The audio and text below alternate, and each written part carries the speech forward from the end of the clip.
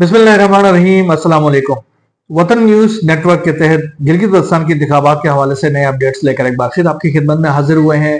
गिलगित बल्तिस्तान में इंतखाबी सरगर्मियों का जो सिलसिला है वो बहुत तेज हो गया है। खासतौर पर आज जब 20 तारीख है और 7 जून को ये इंतखाबात होने जा रहे हैं और पोलिंग होने जा रही है, तो लोगों ने जो उम्मीदवार हैं उन्होंने अपनी सरगर्मियों को बहुत तेजी के साथ आगे बढ़ाना शुरू कर दिया है। हमने अब तक का जो पेस रखा है अपने ब्लॉग्स और प्रोग्राम्स के हवाले से, उनमें रैंडमली मुख्तलिफ हल्कों के हवाले से हमने बात की है, लेकिन हल्का वाइज आपको सिनारियो बताया नहीं है। तो आज से हमने ये फैसला किया है कि हल्का वाइज हम सिनारियो बताएंगे।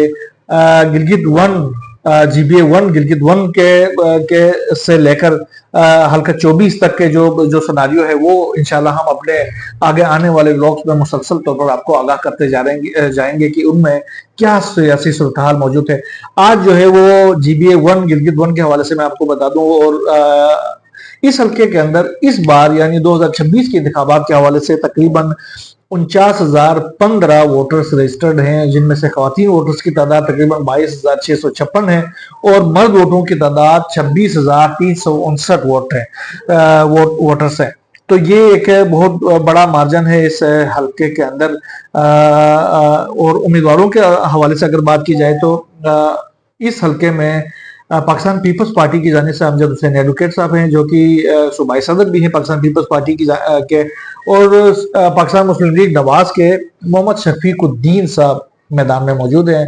और PTI की जानिब से इस बार अपना कोई उम्मीदवार तो इस हल्के के अंदर मौजूद नहीं है, लेकिन PTI और मजलिस वहदतुल मुस्लिमीन की जानिब से मोहम्मद इलियास सिद्दीकी साहब मैदान में मौजूद है। मोहम्मद इलियास सिद्दीकी साहब चूंकि PTI और MWM की कोलैबोरेशन है पॉलिटिक्स के अंदर, वफाक के अंदर भी, लिहाजा ये एज उनको हासिल है कि वो PTI के जो वोट है, वोट बैंक है, वो भी अपनी तरफ कह सकते हैं। मौलाना सुल्तान रईस साहब जो है वो इस्तेहकाम पाकिस्तान पार्टी के प्लेटफॉर्म से मैदान में है, और इनायतुल्लाह साहब जो है वो जमीयत उलमा इस्लाम के टिकट पे मैदान में मौजूद है।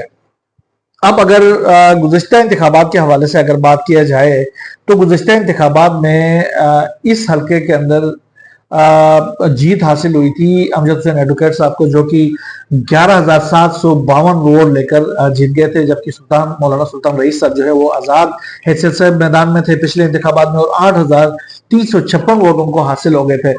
इस बार मौलाना सुल्तान रईस साहब जो है वो इस्तेहकाम पाकिस्तान के प्लेटफॉर्म से मैदान में है, इलियास सिद्दीकी MWM के प्लेटफॉर्म से मैदान में है, और शफीकुद्दीन साहब जो है वो पाकिस्तान मुस्लिम लीग नवाज के प्लेटफॉर्म से है। तो ये जो 4 उम्मीदवार हैं उनके दरमियान ये कांटे का मुकाबला हो सकता है।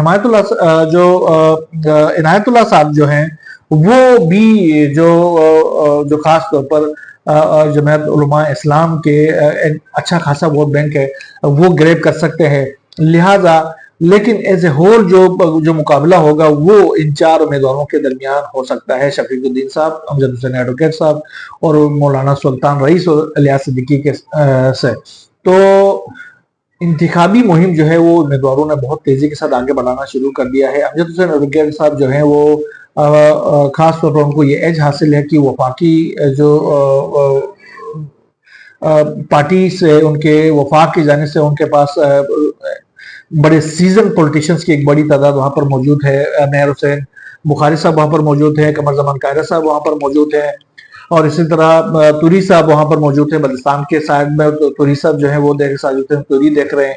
तो ये जो एज हासिल है उनको खास तौर पर पॉलिटिकल कैंपेन के हवाले से और मुख्तलिफ जो सिनेरियोज के ऊपर जो अगर हम बात करते हैं तो जो इस हल्के के अंदर जो 23 उम्मीदवार हैं, एज ए होल जो 23 उम्मीदवार हैं, उनमें से भी बहुत सारे उम्मीदवारों की जो वफादारियां हैं वो कोशिश किए जा रहे हैं कि वो अमजद हुसैन एडवोकेट साहब के हक में भी बैठ जाएं।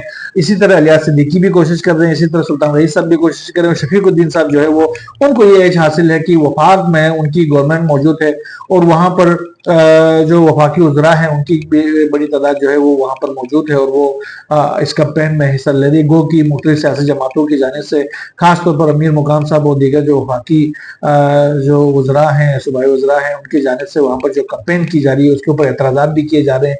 और ये कहा जा रहा है कि चूंकि अगर पाकिस्तान मुस्लिम लीग नवाज के जो पार्टी के जो कारकुनान हैं, अगर मियां नवाज शरीफ साहब वहाँ पर आ जाते हैं اور دیگر اس طرح کے جو فگرز وہاں پر آ جاتے ہیں تو اس کا کوئی ایشو نہیں ہوتا. وہ کوئی گورنمنٹ کے اندر وہ ان کے پاس کوئی عہدہ موجود نہیں ہے، لیکن وزراء جب وہاں پر آ جاتے ہیں اور وہ اعلانات کرتے ہیں یا لیپ ٹاپ تقسیم کرتے ہیں یا کہیں پر یہ جو ترقیاتی منصوبوں کا اعلان کرتے ہیں یا ان کا افتتاح کرتے ہیں، تو اس سے پولیٹیکل مینیپولیشن زیادہ ہو جاتی ہے اور ان کا ایج حاصل ہوتا ہے ہمارے مخالف امیدوار کو. لہٰذا انہوں نے یہ مطالبہ کیا ہے کہ وفاقی وزراء آ کر وہاں پر اعلانات کرنے سے گریز کریں. ہاں، پاکستان مسلم لیگ نواز کے جو دیگر جو رہنما ہیں وہ بے شک ضرور آ جائے وہاں پر اور آ کر اپنے الیکشن کمپین کرے. اسی طریقے سے پیپلز پارٹی بھی کر رہی ہے، اسی طریقے سے FWM کے جو سینئر لوگ ہیں وہ بھی وہاں پر موجود ہیں، وہ بھی کر رہے ہیں. PTI کے لوگ بھی وہاں پر چلے گئے ہیں، وہ بھی مل کر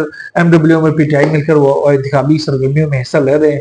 تو یہ جو اس بار جو پولیٹیکل سیناریو جو ہے وہ کچھ اس طرح کا بن رہا ہے کہ ابھی تک کا کے حوالے سے اگر پورے گلگستان کے حوالے سے دیکھا جائے تو کوئی اس طرح کا کوئی ناخوشگوار واقعہ پیش نہیں آیا.